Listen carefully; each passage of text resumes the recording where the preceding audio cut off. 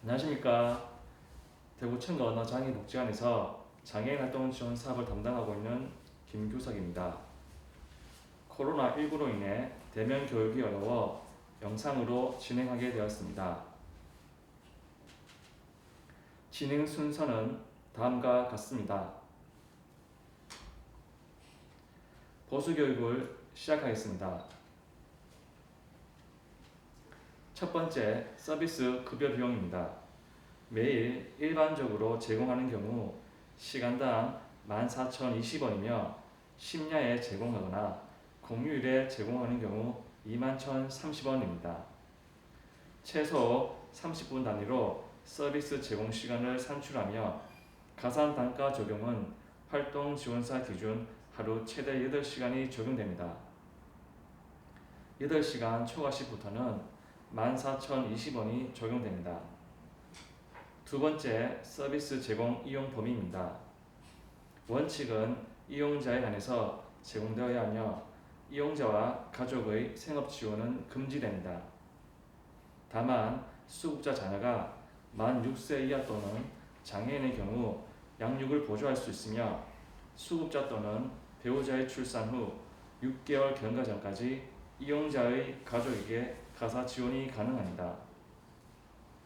제공 가능 서비스 중 신체활동 지원은 개인위생관리, 신체 기능 유지 증진, 식사 도움, 실내 이동 도움이 있으며 가사활동 지원은 청소, 세탁, 취사가 있습니다. 단 이용자의 가족을 위한 서비스는 제공할 수 없습니다.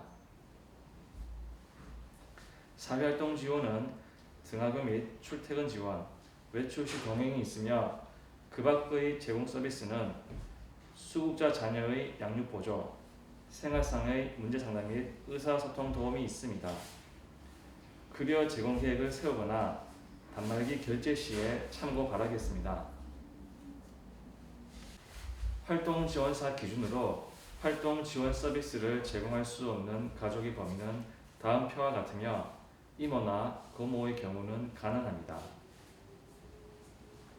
세 번째, 결제 방법입니다.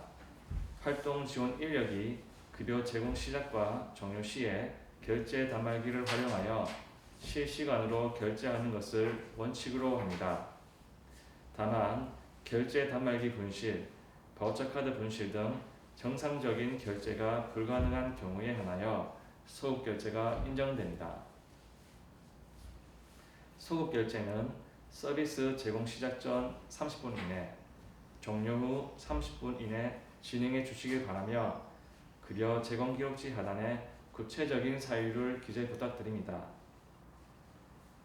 네 번째, 활동 지원 인력의 유의사항입니다.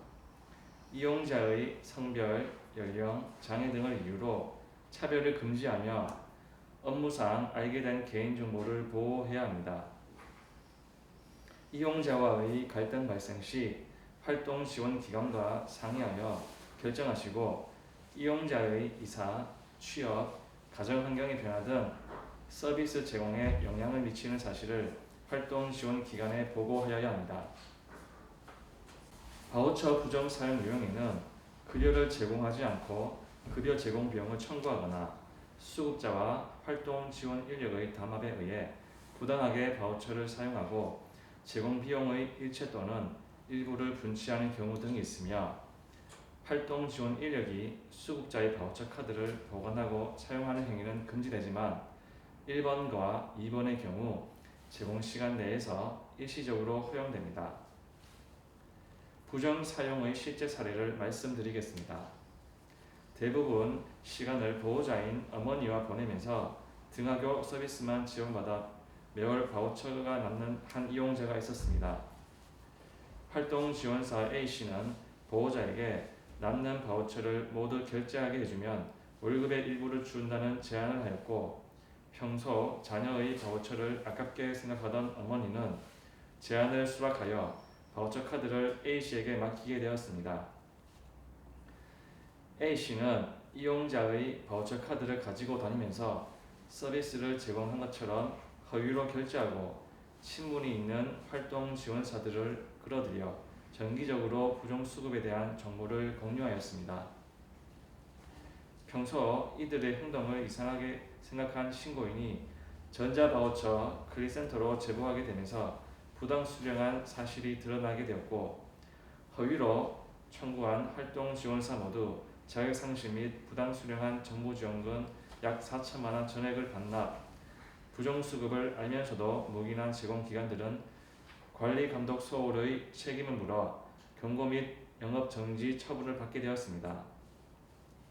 이렇듯 부정수급으로 인해 본인과 타인에게 피해가 가는 일이 없도록 유의하시길 바랍니다.